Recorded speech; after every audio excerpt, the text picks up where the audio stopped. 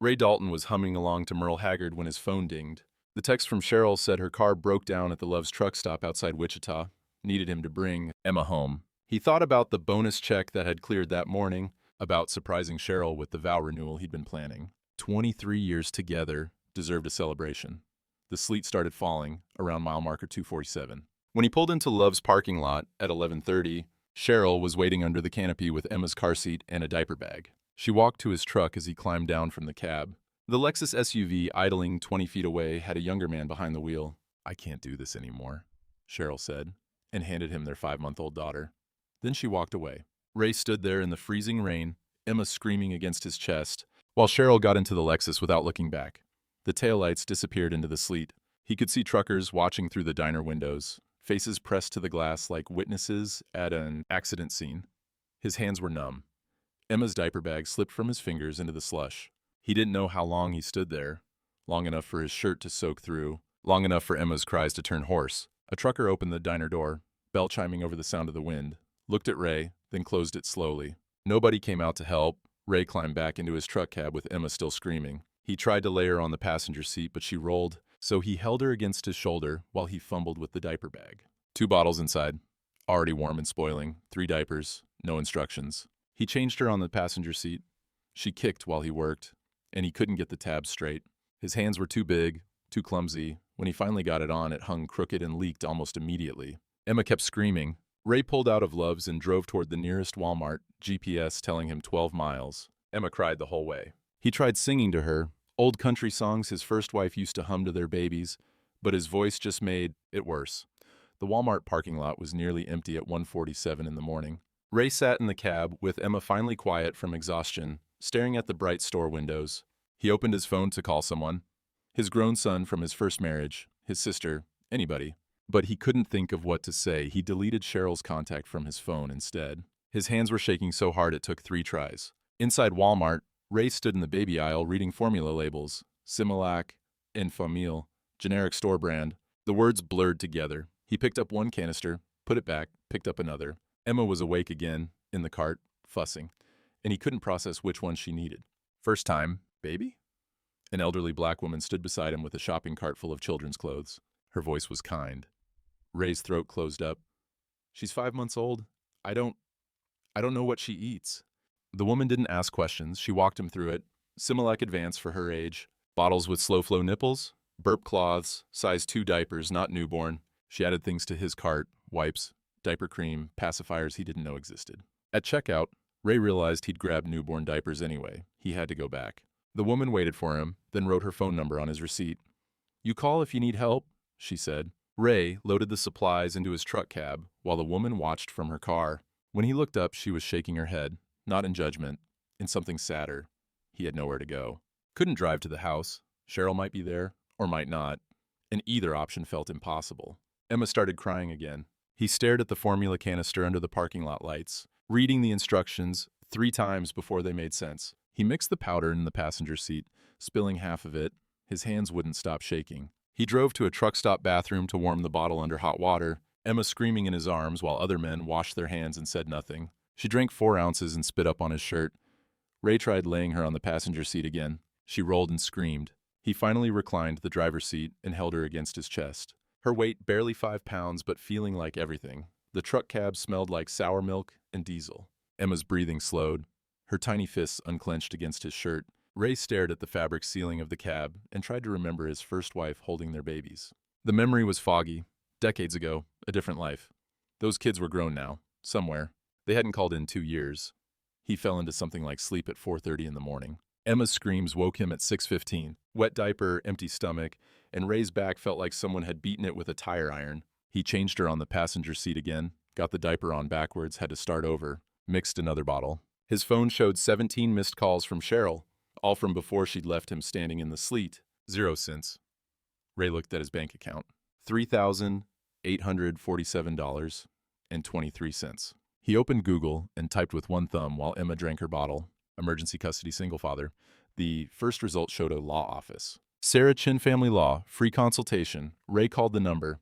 It was 6:48 in the morning, and he didn't expect anyone to answer. But a woman's voice came through, clear and alert. "Sarah Chin." "I need help," Ray said. His voice cracked on the second word.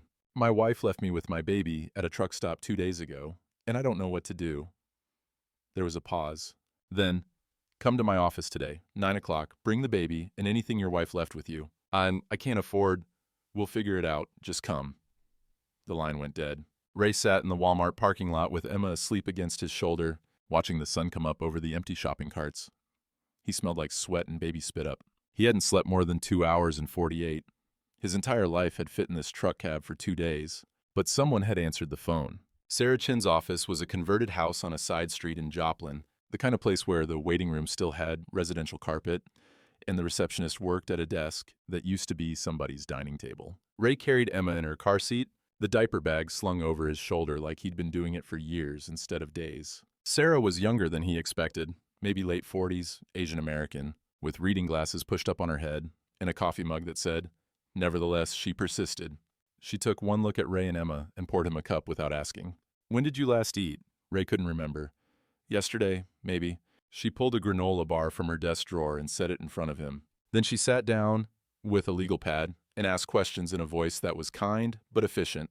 Was Cheryl on the birth certificate? Yes. Had she breastfed? No, always formula. Any texts or voicemails? Ray showed her his phone. Cheryl's text about the broken down car. Then nothing. She hasn't called since she left? No, ma'am. Sarah made notes.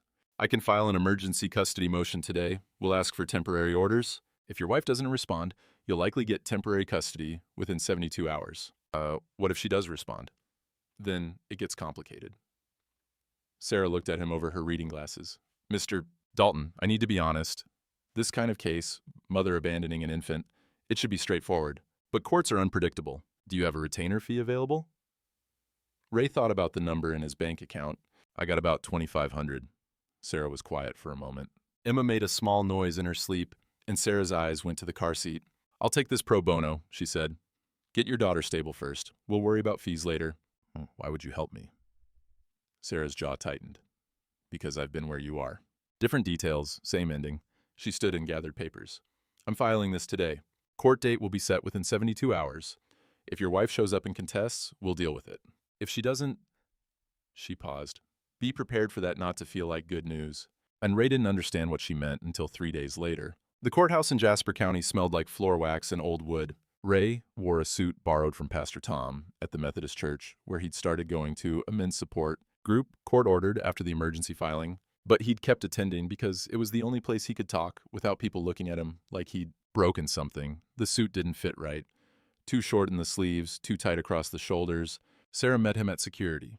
Your wife didn't file a response. She's not here. Judge Patricia Moreno was a black woman in her 60s with efficient movements and eyes that had seen every kind of custody lie. She reviewed Sarah's motion, asked Ray 3 questions. Where was the child's mother? Had she made contact? Could he care for the child? And granted temporary custody in under 10 minutes. Social services will conduct a home visit within 2 weeks, so say, the judge said, this order is temporary, Mr. Dalton. The mother can file a counter motion at any time. Do you understand? Yes, Your Honor. Outside the courthouse, Ray tried to thank Sarah, but his voice broke. She squeezed his arm once, professional but warm, and told him to call if he needed anything. Ray made it to the courthouse bathroom before he started crying. He locked himself in the stall and pressed his forehead against the cold metal door, muffling the sound, while another man washed his hands at the sink and pretended not to hear. He washed his face afterward and looked at himself in the mirror. He'd aged 10 years in 5 days. Ray rented a trailer in a park off Highway 43. 2 bedrooms, metal siding, gravel lot. Social services approved it. He took local trucking routes so he could be home every night. Short hauls, less pay. But he could pick Emma up from the church daycare by 5:15. The men's support group met Thursday nights in the church basement. Coffee in a stained pot, metal folding chairs in a circle. Pastor Tom, facilitating with the calm of a man who'd seen worse than divorce in Vietnam. Ray learned to mix formula without spilling. Learned to put Emma down at 8 o'clock with Goodnight Moon in a song his first wife used to sing. Emma said her first word, Dada, in the cab of his truck during a delivery, and Ray had to pull over because he was crying too hard to see the road. He started going back to Love's truck stop on purpose. Confronting the sight of it, Dottie, the night clerk who'd been working that February evening, recognized him. You're the one from that night, she said.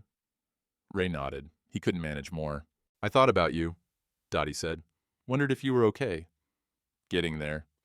He became a regular. Coffee at 6 in the morning, Emma in her carrier, other truckers nodding hello like he was just another working man and not someone whose world had ended in their parking lot. 3 months passed. Emma's first birthday was coming up. Ray bought a grocery store cake and balloons at the dollar store. He was frosting it in the trailer's narrow kitchen when someone knocked on the door. A sheriff's deputy in brown uniform. Ray Dalton? That's me. The deputy handed him a large manila envelope. You've been served. Ray opened it standing in the doorway. The words swam. Petition for full custody modification. 37 pages. His hand started shaking before he reached page 2. Cheryl was suing for full custody. She claimed Ray had coerced her at the truck stop, threatened her, forced her to sign away her rights while she was suffering from postpartum psychosis. There was a declaration from someone named Marcus Powell, stating he'd witnessed Ray grab Cheryl's arm and yell threats. There were photos of a 4-bedroom house, a prepared nursery with pink walls and stuffed animals. Therapy records showing Cheryl attending sessions twice weekly since March. Emma banged on her high chair tray in the kitchen. Da-da-da-da. Ray read the same pages 3 times. The accusations were detailed, specific, coordinated. This wasn't a mistake. This was a plan. He called Sarah at 10:30 that night.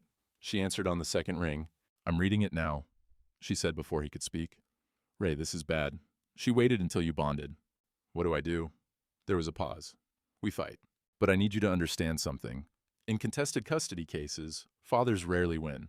Ray sat at his kitchen table with the papers spread in front of him. Emma's birthday cake sat forgotten, candles unlit. Through the thin trailer walls, he could hear his neighbor's television. How rarely? He asked. 18%, Sarah said, even with evidence. Ray couldn't sleep. He sat at the kitchen table, reading Cheryl's filing, until the words blurred. Every few pages, something new hit him like a fist. Respondent grabbed petitioner's arm forcefully and stated, if you don't sign those papers, I'll make sure you never see her again. He'd never touched Cheryl that night, never said a word except, what are you doing? Before she was already in the Lexus. Petitioner was suffering from severe postpartum psychosis and dissociative episodes, rendering her unable to make informed decisions regarding custody. There was a diagnosis from a therapist Ray had never heard of, Dr. Patricia Wells, licensed clinical psychologist. Treatment began March 15th, 5 weeks after Cheryl had abandoned Emma. Witness Marcus Powell observed respondent's threatening behavior and can testify to petitioner's visible distress. Marcus Powell, the man in the Lexus. Ray stared at the name until it burned into his vision. Emma woke crying at 3 in the morning. Ray changed her diaper on autopilot, warmed a bottle, held her until she fell back asleep. But he didn't put her back in the crib. He sat in the dark living room with her weight against his chest, listening to her breathe, and wondered how many more nights he'd get to do this. At 7, he called in sick to work. First time in 30 years. Then he opened his laptop and started searching. Custody, father versus mother statistics. The numbers were worse than Sarah had said. Mothers got primary custody in 82% of contested cases. Fathers who alleged abandonment still lost 60% of the time. Courts favored reunification and the bond between mother and child.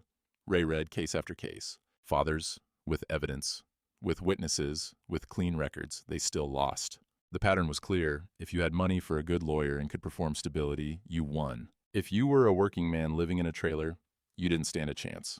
He found a forum for divorced fathers. The advice was all the same. Document everything, get a good lawyer, prepare to lose. One post said, the system isn't designed for us. It's designed for mothers and their lawyers to extract maximum child support.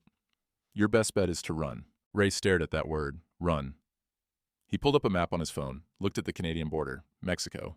Places where a man and a little girl could disappear. That Thursday, Ray showed up to the men's support group 15 minutes late. The coffee was already cold in the pot, and Pastor Tom was mid-sentence when Ray walked in. How are you, Ray? Ray sat down. The metal chair was cold through his jeans. I'm thinking about running, he said, taking Emma and disappearing. The circle went quiet.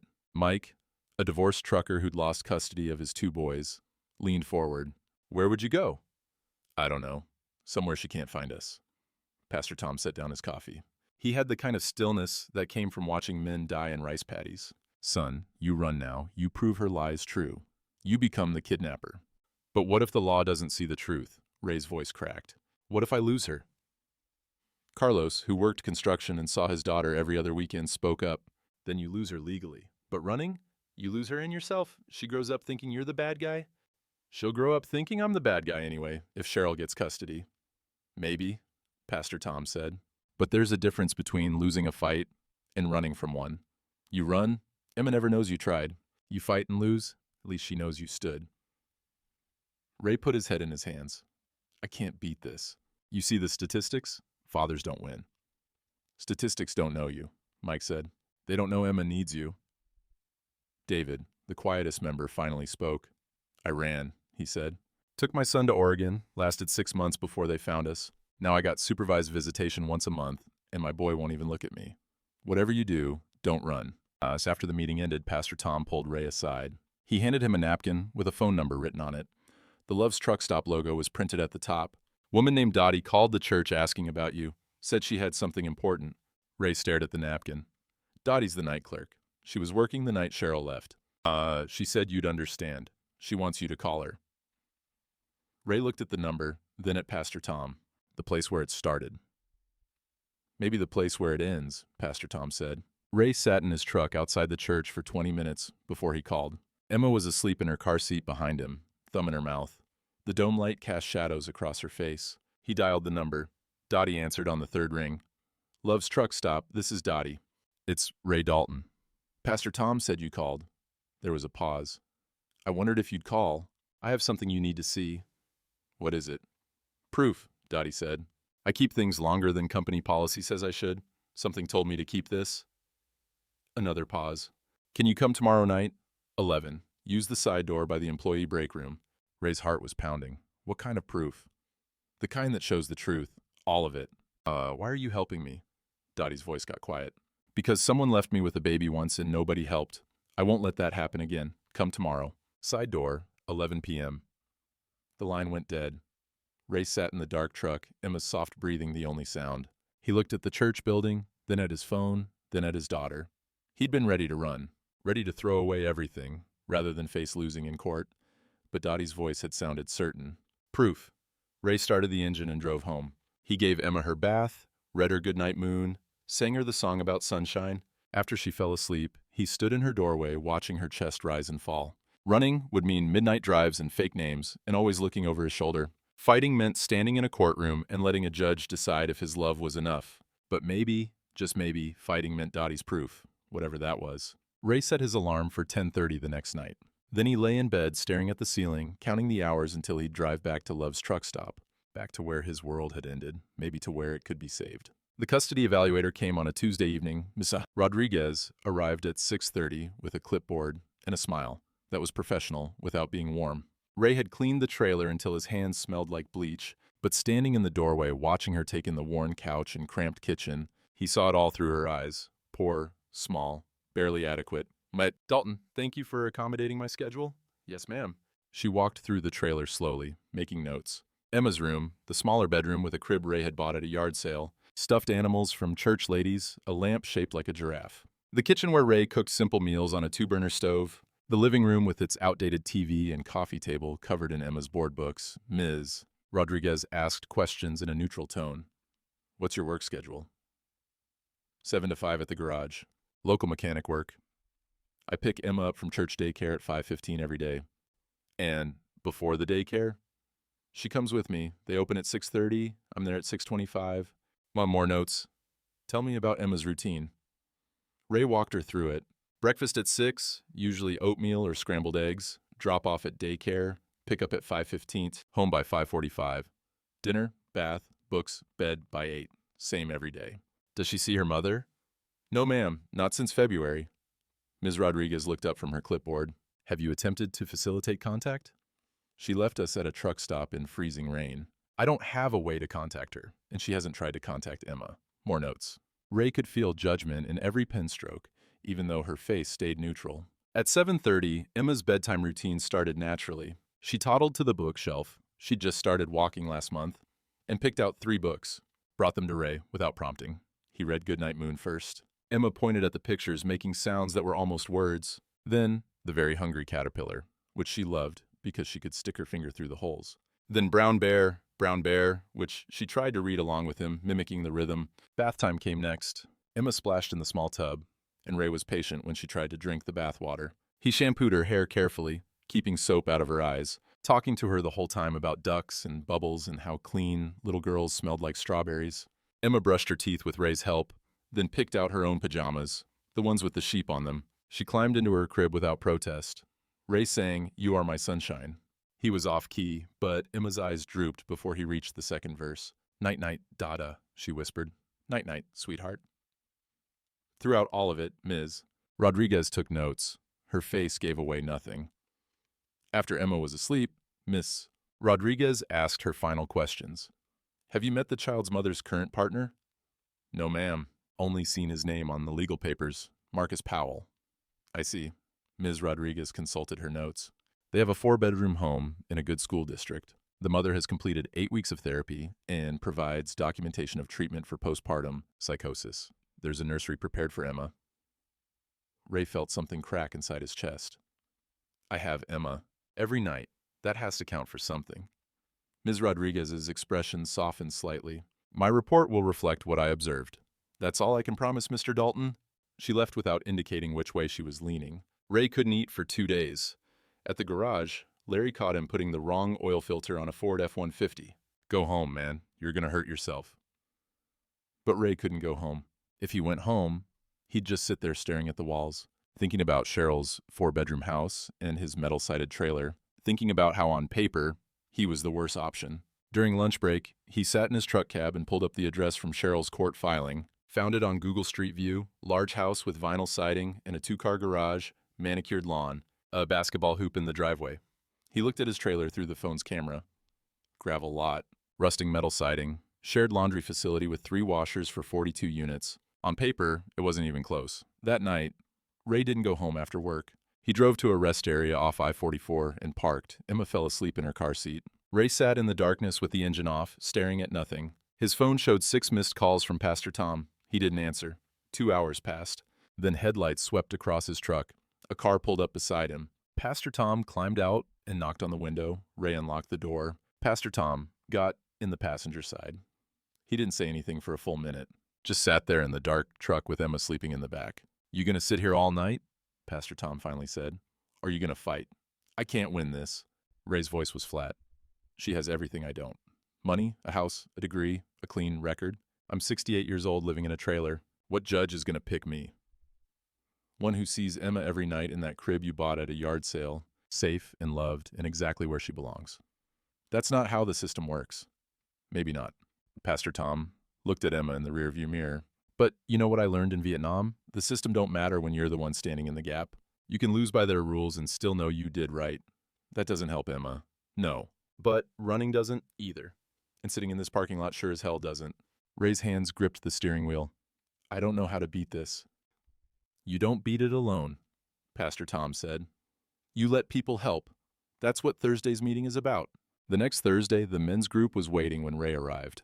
Pastor Tom had coffee ready. Actual good coffee this time, not the church basement sludge. Mike stood up as soon as Ray walked in. "We took a vote.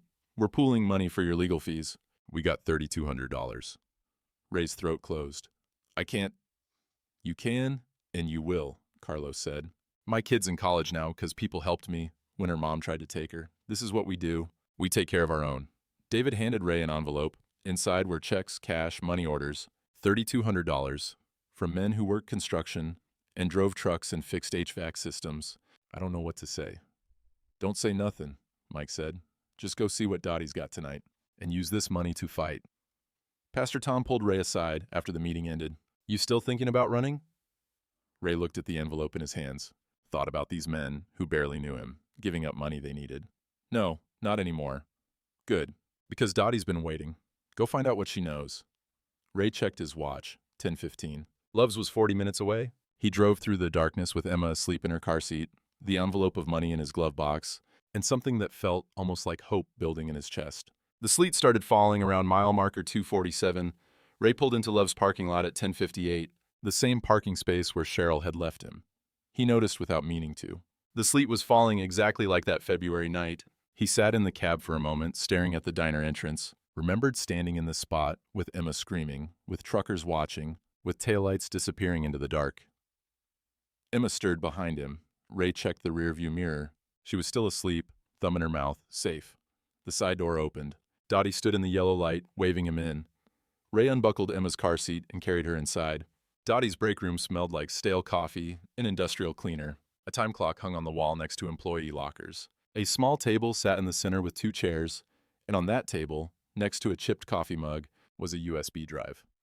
Ray sat down carefully, Emma still asleep in her car seat against his chest. Dottie poured him coffee without asking. Her hands were steady, but Ray could see something in her eyes. Not pity, something harder. "I keep things longer than policy says," Dottie began. She sat across from him. "Security footage is supposed to be deleted after 90 days, but I've been here 32 years, and sometimes—" She pushed the USB drive across the table. "Sometimes you just know something ain't right." "What's on it?" "February 7th, 11:23 p.m. Everything that happened in this parking lot that night." Ray stared at the USB drive. His hands were shaking. "What does it show?" "The truth," Dottie said. "Your wife, arriving in that Lexus at 11:04, she got out of the passenger side, holding that car seat, stood under the canopy, checking her phone, reapplied her lipstick using the phone camera." Dottie's voice got harder. "Your truck pulled in at 11:23, you walked over, she handed you the baby and the bag, 47 seconds, that's all it took. Then she walked back to that Lexus." "Did she look upset? Scared?" "She was smiling," Dottie said quietly. "No tears, no distress. She got in that car and drove away without looking back once. You stood there for 3 minutes, not moving while that baby screamed." Ray's vision blurred. "Why are you showing me this?" Dottie looked down at her coffee.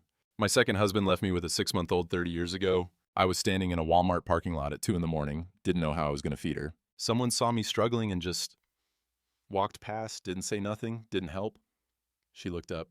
"I stayed silent then. I won't stay silent this time." Emma stirred against Ray's chest. Her eyes opened, saw him, and closed again. "I got notes too," Dottie continued. She pulled out a spiral notebook, the kind you buy at a dollar store. Opened it to a page dated February 7th. "I write things down when they matter. Man left with baby in freezing rain. Woman drove away with younger man in Lexus. Didn't look back once. Baby screaming. Other truckers watching, but nobody helped." The door to the break room opened. A man in his 60s walked in, saw Ray, and stopped. "This is Hank," Dottie said. "He was in the diner that night." Hank nodded at Ray. He had the weathered look of a long-haul trucker, someone who'd spent 40 years behind a wheel. "I wrote about that night in my driver log. Date, what I saw." "Why?" Ray asked. Hank pulled out a worn logbook and opened it to a page marked with a sticky note. "Because a man shouldn't look like that, like his world just drove away." He showed Ray the entry, handwritten in careful block letters. "I seen a lot of things on the road. But that was something different." Ray couldn't speak. Emma woke fully now and reached for his face, her small hand patting his cheek. "We'll testify," Dottie said. "Both of us. If your lawyer needs witnesses, we'll show up." Why would you do this for me?" Dottie's eyes filled. "Because someone should have done it for me." Ray didn't go straight home. He drove to Sarah's office even though it was almost midnight. The lights were still on. Sarah worked late most nights. She answered the door in jeans and a Georgetown Law sweatshirt, reading glasses pushed up on her head. "Ray, is everything okay?" He held up the USB drive. Dottie at Love's truck stop kept the security footage from the night Cheryl left. Sarah took the drive. "Come in." She plugged it into her laptop, while Ray sat on her office couch with Emma dozing in his arms. The footage loaded in black and white, timestamp in the corner. They watched in silence. Cheryl, getting out of the Lexus. Standing under the canopy. The lipstick. The phone. Ray's truck pulling in. The exchange lasting 47 seconds. Cheryl walking away. Sarah paused the video at the moment Cheryl got into the Lexus. Her face was visible through the window, smiling. "This destroys her coercion claim," Sarah said quietly. "No visible distress, no tears. She's checking her makeup while her baby's being handed off." Dottie said she'll testify, and a trucker named Hank who was in the diner. He's got log notes. Sarah made notes on her legal pad. This changes everything. With this footage and witness testimony, her postpartum psychosis story falls apart. You can't be dissociating and reapplying lipstick. Ray's phone buzzed. Text from an unknown number. "It's Marcus. I need to see you. Tomorrow, please." Ray showed Sarah the screen. That's the guy who lied in the declaration, said he witnessed me threaten Cheryl." "Don't respond yet," Sarah said. "Let me think about this." But Ray was already typing. "Where?" The response came immediately. "Your work. Noon tomorrow. I need to tell you the truth." Ray showed up at the garage at 11:50 the next morning. Larry noticed him checking the parking lot every 30 seconds. "You expecting someone?" "Maybe." At noon, exactly, a silver Honda Civic pulled up. The man who got out was younger than Ray by 20 years, maybe 45, wearing khakis and a button-down that looked like it had been slept in. Marcus Powell had lost weight since February. His face was gaunt, haunted. Larry stepped forward. "Can I help you?" "I need to speak to Ray Dalton." Ray gestured for Larry to back off. They stepped outside to the parking lot. Marcus looked like he might be sick. "I lied in that declaration. Everything I said about you threatening Cheryl, it never happened." Ray's fists clenched. "Then why'd you say it?" "Because Cheryl asked me to. Because she threatened to report me for fraud at the bank I worked at. I got fired 6 months ago for falsifying loan documents. Cheryl said if I didn't testify for her, she'd turn me into the prosecutors." Marcus pulled an envelope from his jacket. "But she left me too. Soon as I lost my job, she was gone. Found some other guy with money." Ray took the envelope. Inside were printouts of Instagram posts. Cheryl at a spa, drinks with little umbrellas, smiling. The date stamp showed February 7th, the same day she'd abandoned Emma. Posted at 2:34 in the afternoon. Caption: "Best day ever. New chapter starting," with a champagne emoji. "She wasn't suffering from postpartum psychosis," Marcus said. "She was celebrating. I was in the car that night. I saw her hand over that baby. She was laughing when she got back in." Ray's hands shook, holding the printouts. "Why are you telling me this now?"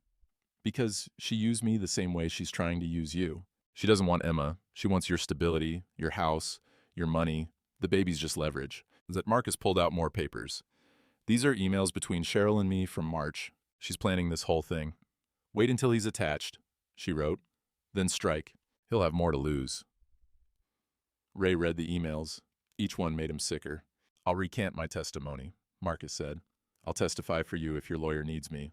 I'll take whatever legal consequences come. I can't let her do to you what she did to me. How do I know you're not lying now? Setting me up again?"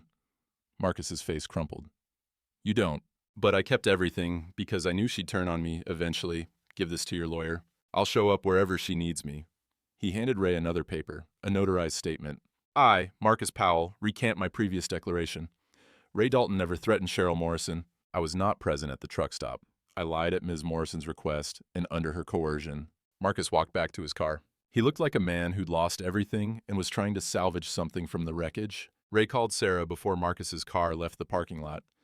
"He showed up," Ray said. "He's recanting, and he's got evidence. Instagram posts from the day Cheryl left, emails planning the whole lawsuit." There was silence on the line. Then, "Bring everything to my office, now." Sarah spread the evidence across her conference table.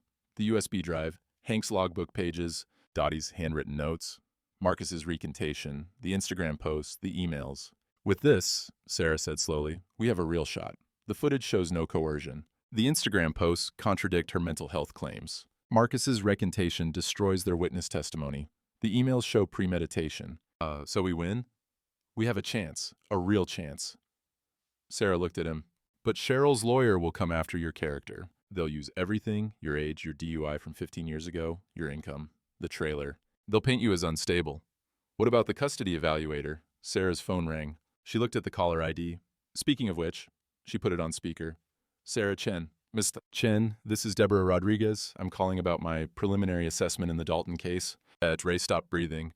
"My recommendation will favor Mr. Dalton for primary custody. The child demonstrates secure attachment, age-appropriate development, and a consistent routine. However," Ms. Rodriguez paused, "opposing counsel just filed a motion to exclude your security footage.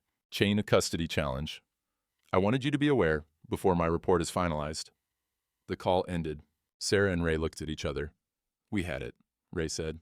"We had everything." "We still do," Sarah said. "Chain of custody challenges are standard. We'll beat it. But Ray, they're scared. That motion means they know they're losing." For the first time in weeks, Ray let himself hope. Sarah spent the next 3 days building their counter motion. Ray sat in her office during his lunch breaks, watching her work with the focus of a surgeon. Chain of custody means, they're arguing, the footage could have been altered or improperly obtained, Sarah explained. But Dottie's employment records show she's worked at Love's for 32 years. No disciplinary history. Company policy allows 90-day retention. She kept it 8 months. Violation, yes, but for legitimate concern. Will that matter? Sarah pulled up a case on her laptop. State v. Morrison, Oregon Court of Appeals. Security footage is admissible despite policy violations if the custodian authenticates it and testifies to its integrity. Dottie will take the stand. She'll say she kept it, why she kept it, and that it's unchanged from the night she recorded it. Ray felt something loosen in his chest. When's the hearing? 3 weeks, October 28th. Sarah looked at him. Ray, with the evaluator recommending you, Marcus recanting, the footage, and witness testimony, we're in a strong position. But I need you prepared for what comes next. What comes next? Cheryl will take the stand. She'll be coached, sympathetic. She'll cry. She'll tell the judge she was sick and scared and wants a second chance. Sarah's voice got harder, and her lawyer will cross-examine you. They'll ask about your age, your first marriage, why your kids don't talk to you, that DUI from your first wife's funeral. They'll make you look like an angry old man who can't let go. Ray's jaw tightened. I'm not angry. I know, but they'll try to make you look it. Sarah closed her laptop. We need to prepare. Mock questions, staying calm under pressure. Can you come in Saturday? We'll practice. Saturday morning, Sarah fired questions at Ray across her conference table. Emma played with blocks in the corner, occasionally bringing one to show Ray. Mr. Dalton, you're 68 years old. If Emma graduates high school, you'll be 86. How do you expect to care for a teenager at that age? Ray kept his voice steady. My father lived to 92 and was sharp until the end. I can't predict the future, but I'm here now. That's more than her mother can say.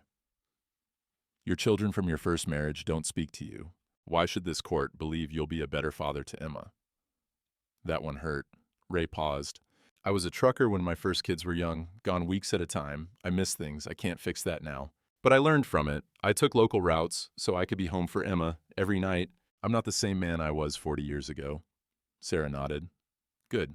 That's honest without being defensive. And she flipped through her notes.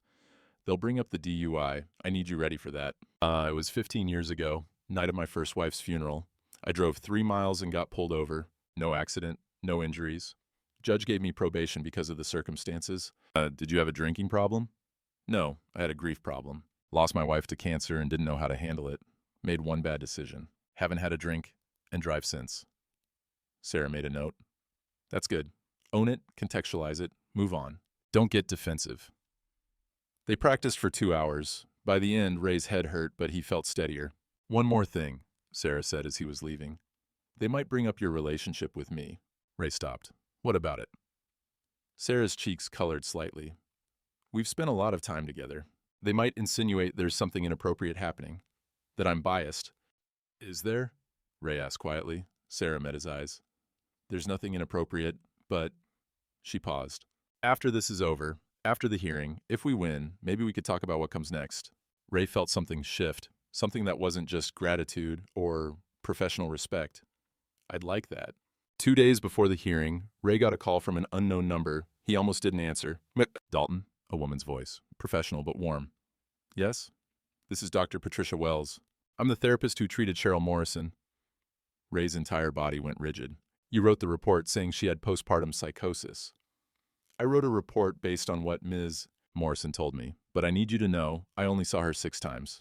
Not twice weekly like her legal filing states. She came March 15th, then missed 3 appointments, came twice more in April, then stopped showing up entirely. Why are you telling me this? Dr. Wells was quiet for a moment.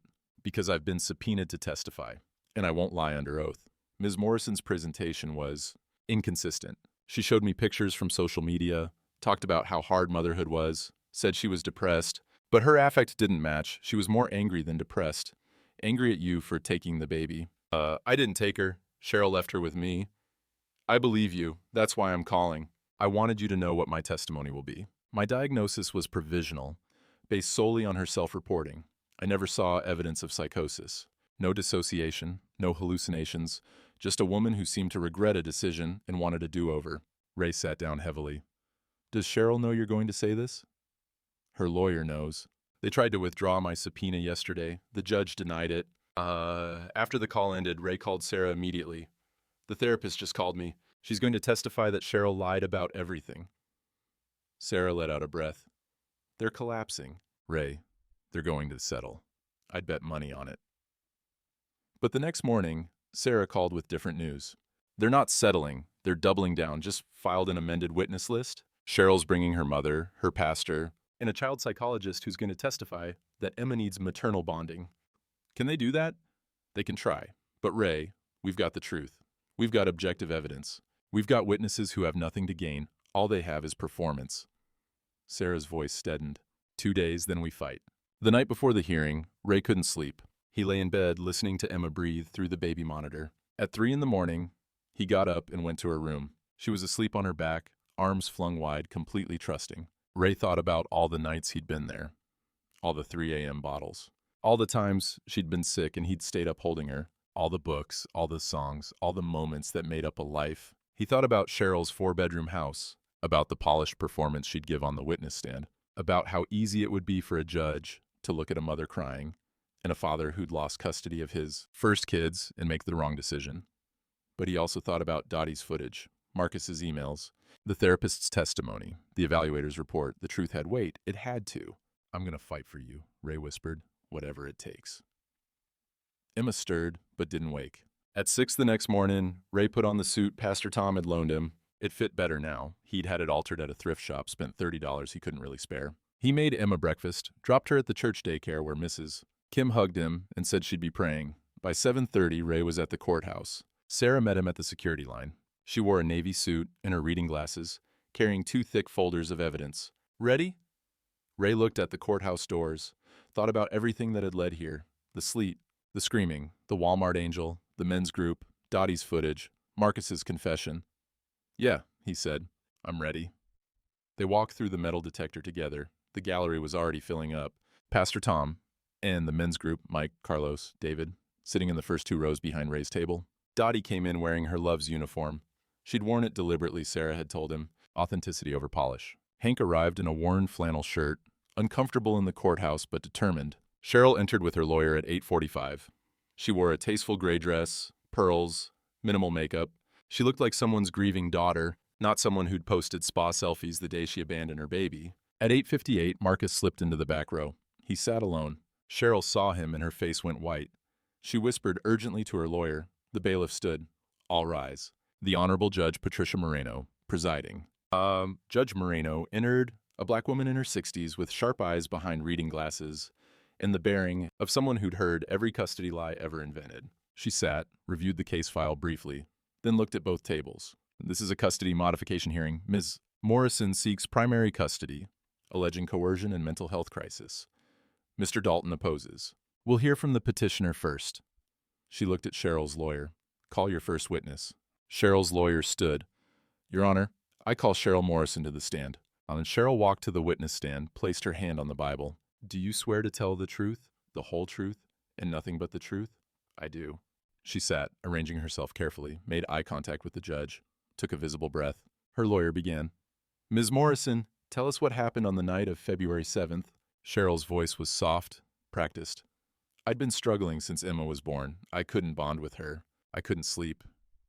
I kept having these episodes where I didn't feel real." Ray's hands gripped the edge of the table. Sarah touched his arm gently. "Stay calm. My doctor diagnosed me with postpartum psychosis. I was terrified. I didn't know what was happening to me." Cheryl dabbed at her eyes with a tissue. "Ray was on the road a lot. I was alone with this baby I couldn't connect to, and I started having thoughts about hurting myself." The judge watched, face neutral. "The night of February 7th, I called Ray. Told him to meet me at the truck stop. I thought maybe if I saw him, if we talked, he could help me.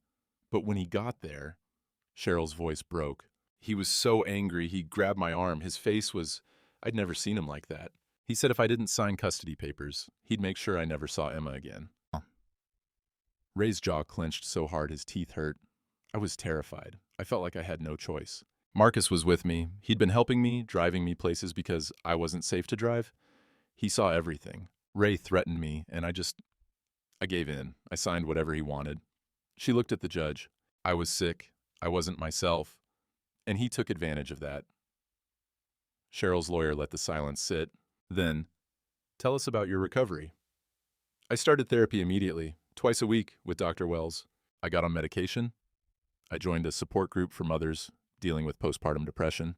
It's been 9 months of hard work, but I'm healthy now. I'm ready to be Emma's mother." And she pulled out a photo. "I've prepared a room for her. Pink walls, toys, everything a little girl needs. I want a second chance to be the mother I couldn't be before.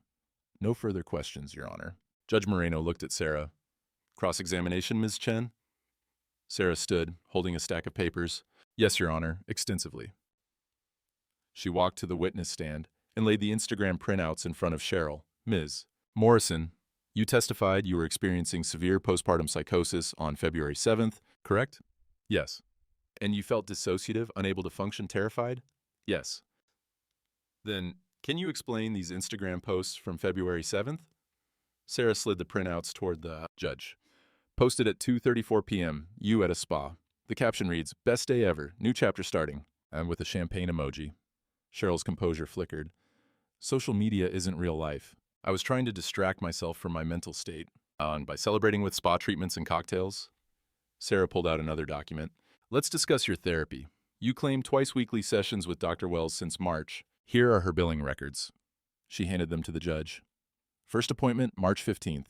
Then you missed 3 appointments. Came twice in April, then stopped attending. That's 6 sessions total in 9 months, not twice weekly. Cheryl's lawyer stood. Objection, relevance. The witness's credibility is at issue, Sarah said. She's claiming mental health treatment that didn't occur as described. Judge Moreno looked at the billing records. Overruled. Continue, Ms. Chen. Sarah turned back to Cheryl. You testified Mr. Dalton grabbed your arm and threatened you at the truck stop. Who witnessed this alleged assault? Marcus Powell. He was there. He gave a statement. Mr. Powell is here today. Sarah gestured toward the back of the courtroom where Marcus sat, head down. He submitted a notarized recantation admitting he lied in his original declaration. At your request. Sarah handed the document to the judge. Cheryl's face went pale. He's lying now. I don't know why he'd... We also have security footage from that night. Would you like to see it? The color drained completely from Cheryl's face. Security footage? Sarah nodded to her paralegal, who set up a laptop angled toward both the judge and the witness stand. The footage began playing. The courtroom went silent. Cheryl, getting out of the Lexus, standing under the canopy, checking her phone, applying lipstick, using the phone camera as a mirror, Ray's truck pulling in, Cheryl walking over. The exchange, 47 seconds, handing over Emma in the diaper bag, walking back to the Lexus, no grabbing, no visible distress, no tears, Cheryl smiling as she got into the passenger seat. The Lexus driving away. Judge Moreno watched the entire 90 seconds without expression. Then she watched it again. Sarah paused the video on Cheryl's face in the car window. Ms. Morrison, that doesn't look like a terrified woman being coerced, does it? The camera doesn't show everything. He threatened me before. For 47 seconds? That's how long the exchange lasted. Where in those 47 seconds did he grab your arm? Cheryl's hands were shaking. It happened off camera. Interesting. Sarah pulled out another document. These are emails between you and Mr. Powell from March. Would you like to read what you wrote on March 10th? Wait until he's attached to the baby, then file. He'll have more to lose. Cheryl's lawyer shot to his feet. Objection. Chain of custody on those emails. Mr. Powell provided them directly, Sarah said.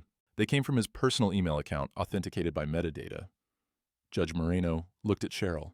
You may answer the question, Ms. Morrison. I don't remember writing that.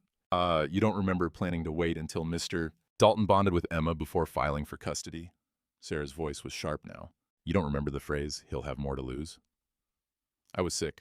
I wasn't thinking clearly. But you were thinking clearly enough to plan legal strategy? Clearly enough to coach Mr. Powell on his false testimony? Clearly enough to post on social media about your best day ever? Sarah gathered her papers. No further questions, Your Honor. Cheryl stepped down. Her lawyer whispered urgently to her as she sat. She kept glancing at Marcus in the back row, but he wouldn't meet her eyes. Judge Moreno made a note. Next witness? The defense calls Dorothy Marsh, Sarah said. Dottie stood from the gallery in her Love's Truck Stop uniform, blue polo shirt with her name embroidered on it, black pants, non-slip shoes. She walked to the stand like someone heading to a job she'd held for 32 years. No performance, just presence. She was sworn in and sat. Ms. Marsh, please tell the court your occupation. I'm the night clerk at Love's Truck Stop in Wichita. Been there 32 years this November. Were you working on the night of February 7th? Yes, ma'am. Evening shift, 6 p.m. to 2 a.m. Did you witness the exchange between Ms. Morrison and Mr. Dalton that night? I did, through the window. I see everything that happens in that parking lot. It's my job. Sarah handed her the USB drive. Is this the security footage you preserved from that night? Yes. Company policy says delete after 90 days, but... Dottie looked at the judge. Something didn't sit right. I kept it. Can you describe what you witnessed? Dottie opened her spiral notebook. Woman arrived at 11:04 p.m. in a Lexus. Passenger side. She was holding a car seat with a baby in it. Stood under the canopy for 15-20 minutes. She wasn't upset. She was on her phone. Fixed her makeup. She turned a page. Truck pulled in at 11:23. Big rig. Man got out. That's Mr. Dalton there. Woman walked over, handed him the baby in a diaper bag. 47 seconds. I timed it. Then she walked back to the Lexus, got in, and they drove away. Did she appear distressed? No, ma'am. She was smiling when she got back in that car. I watched because Dottie's voice caught. Because something felt wrong? Woman doesn't smile when she's giving up her baby unless something's real wrong. What happened after the Lexus left? Mr. Dalton stood there in the sleet.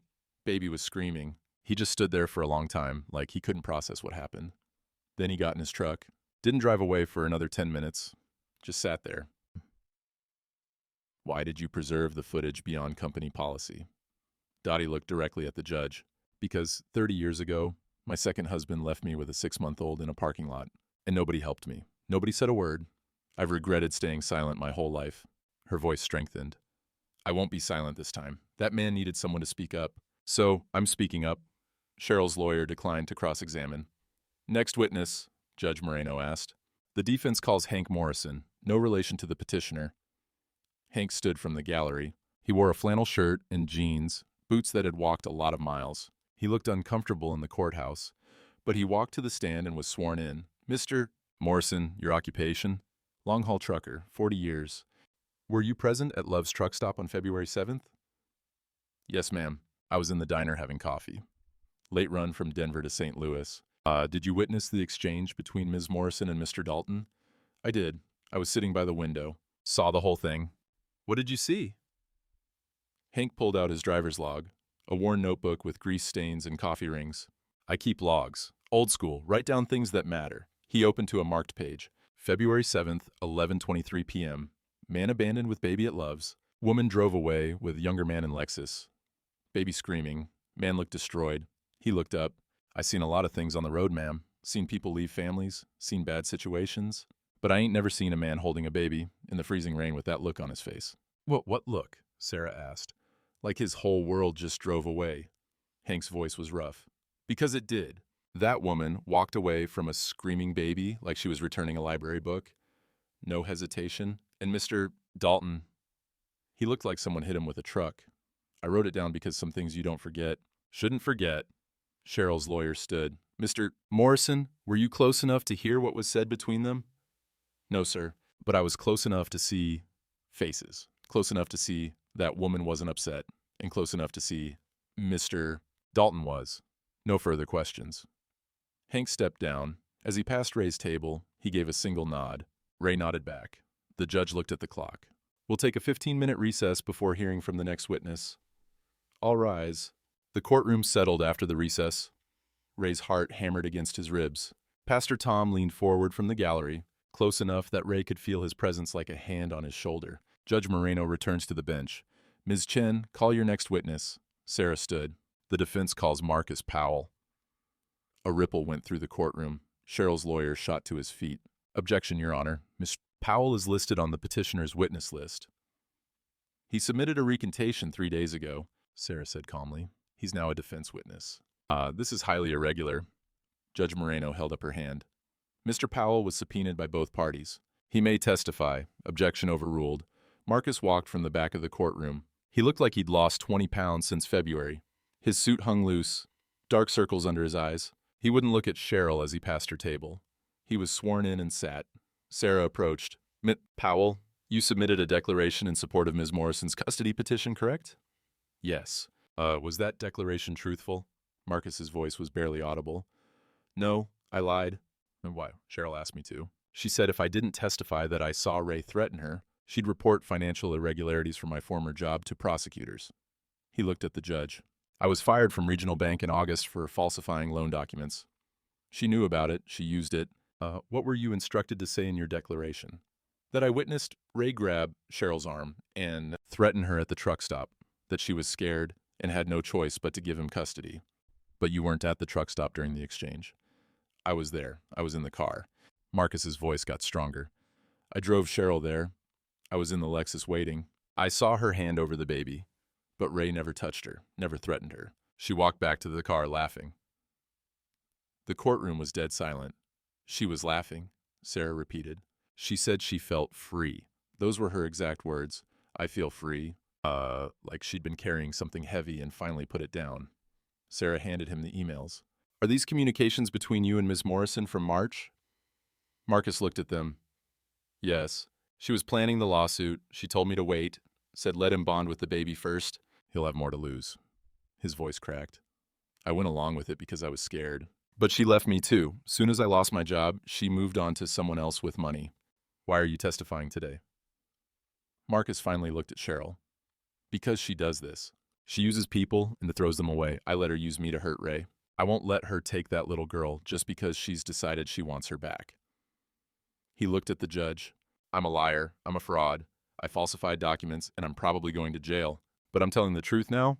Ray Dalton never threatened Cheryl. He never laid a hand on her. Everything in my first declaration was a lie she coached me to say. Cheryl's lawyer stood for cross-examination. Mr. Powell, you're a disgraced banker who admitted to fraud. You lost your job, your reputation. Why should this court believe anything you say? You shouldn't, Marcus said simply. But you can believe the security footage, the Instagram posts, the emails. I'm just explaining what I saw. The evidence speaks for itself.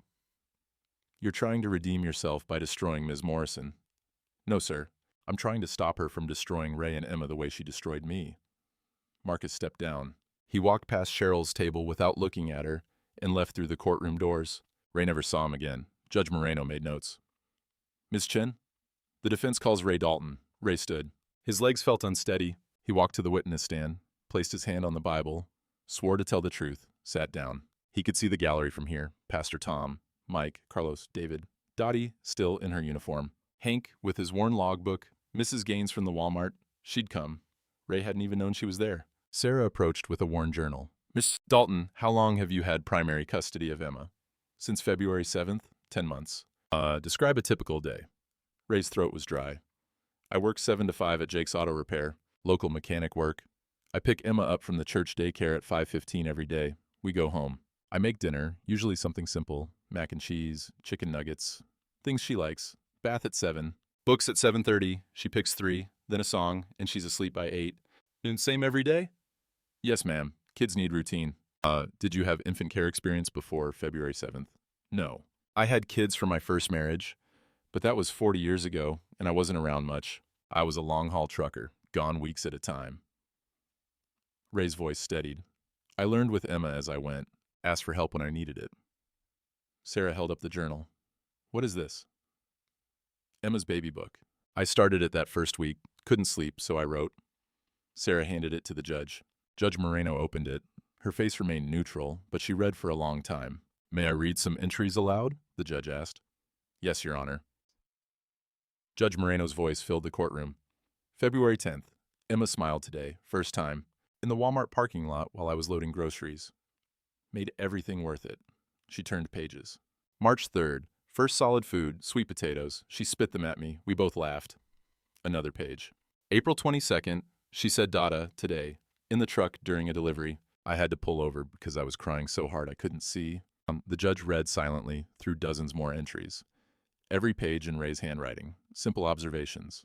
Emma's weight at doctor visits. Her first tooth. The day she learned to clap. The night she slept through for the first time. Finally, the judge closed the book and handed it back to Sarah. Mr. Dalton, Sarah said quietly, if you could say one thing to this court, what would it be? Ray looked at the judge.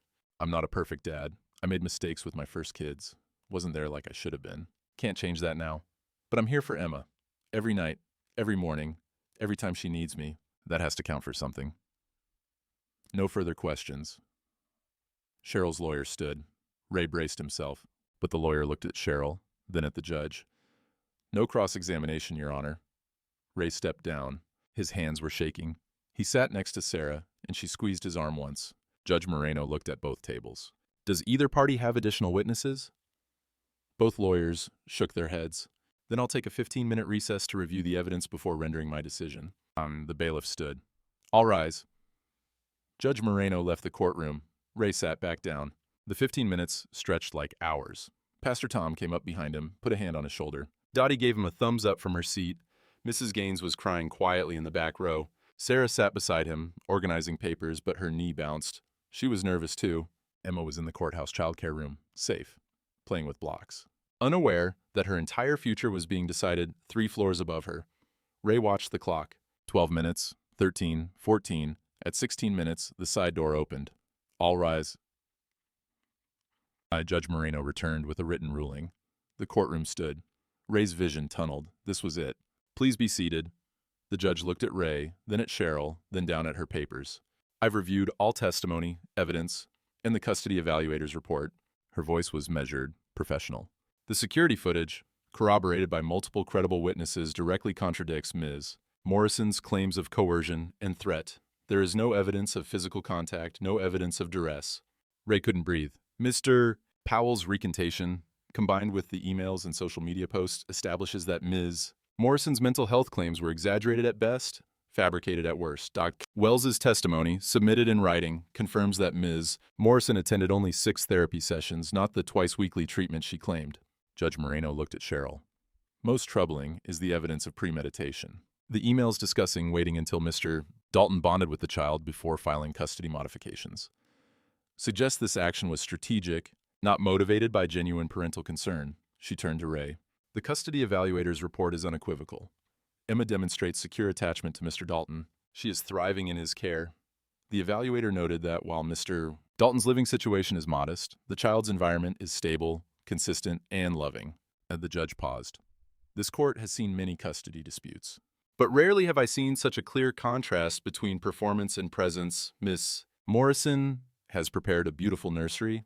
Mr. Dalton has kept a baby book documenting every milestone. One is theater, the other is fatherhood. Ray's eyes burned.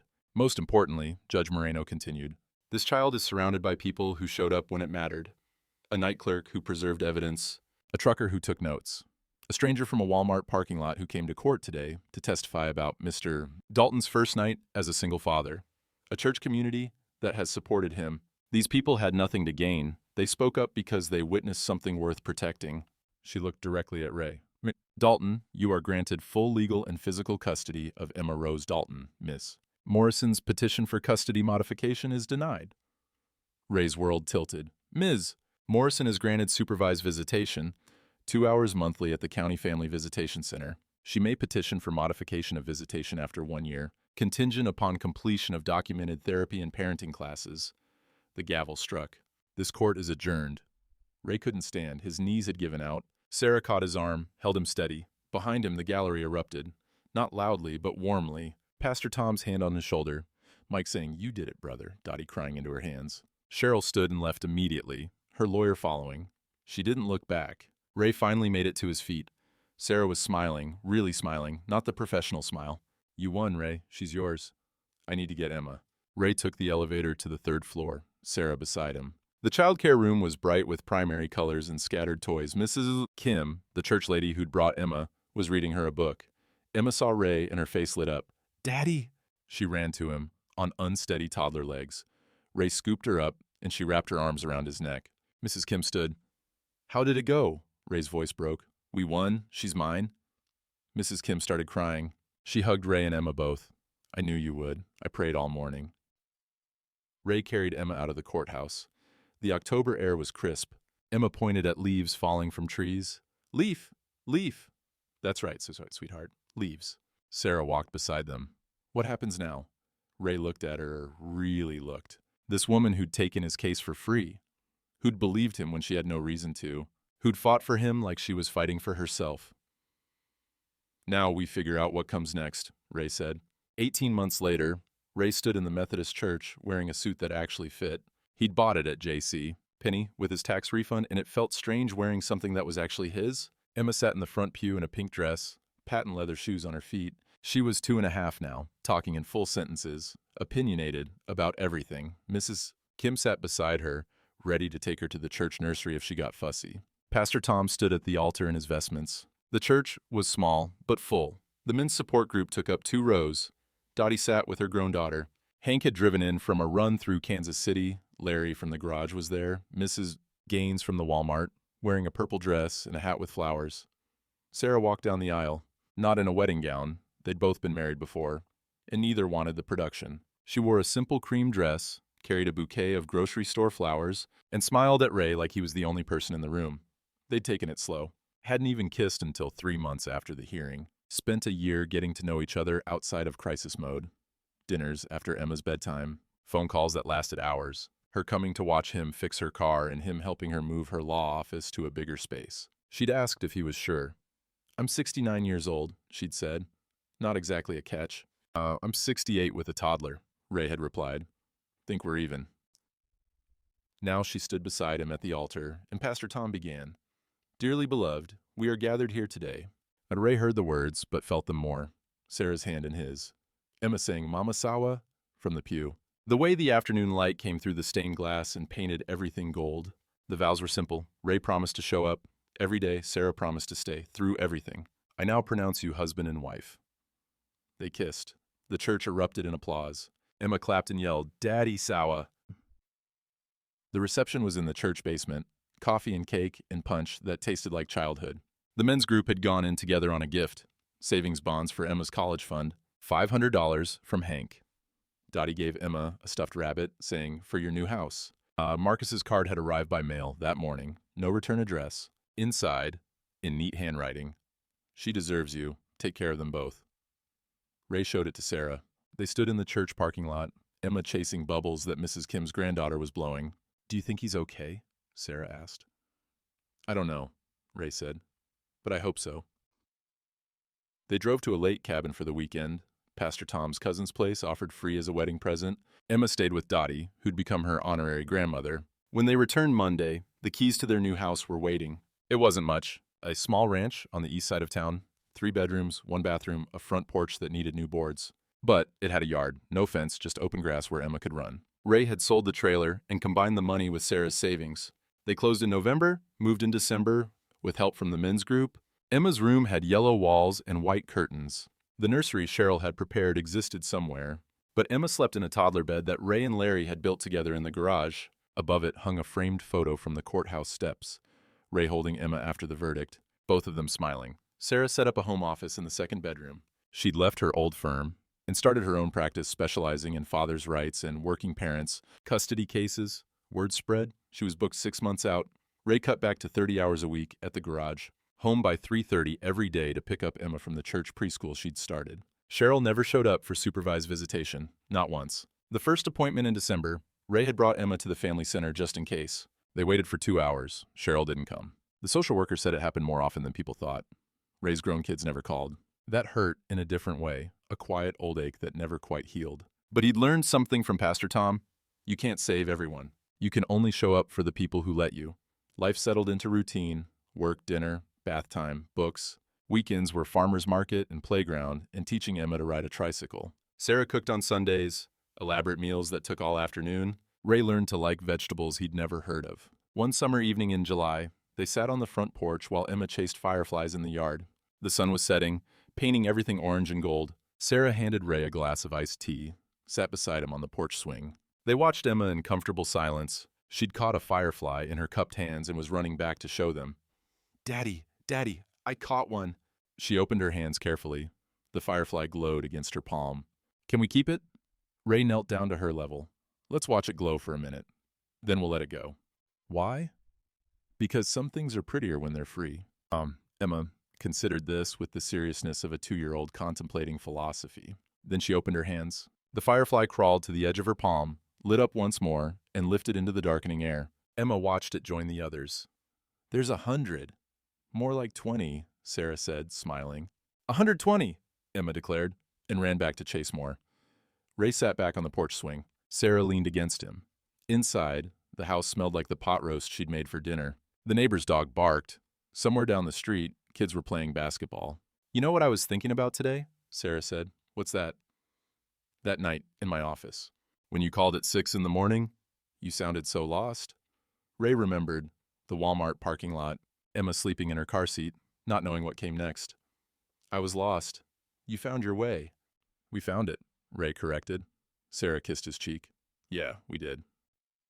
Emma ran back to the porch, out of breath. "I'm tired of fireflies. Can we have ice cream?" "After your bath," Sarah said. "I don't want a bath." "Then no ice cream." Emma considered the negotiation. "Okay, small bath, big ice cream." Sarah laughed. "Nice try. Regular bath, regular ice cream." Fine. Emma went inside, already pulling off her shoes. Ray didn't move yet. He sat watching the fireflies, listening to Emma splash in the bathroom, Sarah reminding her to use soap.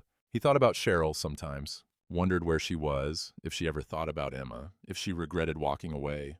But mostly he didn't think about her at all. She'd become a fact of history, like his first marriage or his years on the road, something that happened, shaped him, then ended. He thought about Marcus occasionally, hoped the man had found some kind of peace. He thought about his grown kids less and less. That door seemed permanently closed. It hurt, but he'd learned to carry it. Mostly he thought about tomorrow, Emma's dentist appointment at 2, the leaky faucet in the bathroom he needed to fix, Sarah's court hearing on Friday where she wanted him there for support, the ordinary machinery of life that kept turning. From inside, Emma yelled, "Daddy, I need help!" Ray stood and went to her. Later that night, after Emma was asleep and Sarah was reading in bed, Ray stood on the front porch one more time. The air had cooled, the fireflies were gone. Down the street, porch lights glowed yellow. He thought about standing in the Love's parking lot that February night. Emma screaming, sleet falling, taillights disappearing. He'd thought his life was ending, but it was beginning. Pastor Tom had said it in one of those church basement meetings, back when Ray was still afraid of losing. Sometimes God closes a door so hard it takes the hinges with it. But he leaves a window open. You just gotta be willing to climb through. Ray hadn't been religious before all this. Wasn't sure he was now, but he understood what Pastor Tom meant. Cheryl leaving wasn't the worst thing that happened to him. It was the thing that led to everything else. To Sarah, to Dottie and Hank and Mrs. Gaines, to learning he could ask for help, to discovering that family wasn't blood, it was who showed up. Emma would grow up knowing her mother left. That would hurt someday, when she was old enough to understand. But she'd also grow up knowing her father stayed, that Dottie kept a videotape, that Hank wrote in his logbook, that strangers became family. She'd know that working people matter, that truth has weight, that dignity comes from showing up, not from having the biggest house or the most money. Ray wouldn't see Emma graduate college. The math didn't work. He'd be 86 if she made it to 18, 90 if she went all the way through. But he'd see her start kindergarten, first grade. He'd teach her to ride a bike without training wheels. He'd help with homework. He'd be there for skinned knees and bad dreams and all the small moments that added up to childhood. That was enough. Inside, Sarah called his name. "You coming to bed?" "Yeah," Ray called back. "Just thinking. Think tomorrow. Sleep tonight." Ray smiled. He went inside and locked the door. Checked on Emma one more time. She was sprawled across her bed, covers kicked off, stuffed rabbit clutched to her chest. He pulled the blanket back over her. In their bedroom, Sarah had turned off the lamp. Ray climbed into bed beside her. She curled against him, her head on his shoulder. "Good day?" she asked. Ray thought about it. The porch swing, the fireflies, Emma's laughter, ice cream after bath time, Sarah's hand in his. "Yeah," he said. "Real good day." He closed his eyes and felt Sarah's breathing slow into sleep.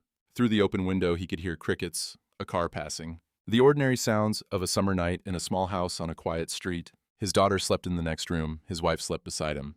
Tomorrow he'd wake up and do it all again. Show up, keep his word, handle his business quietly.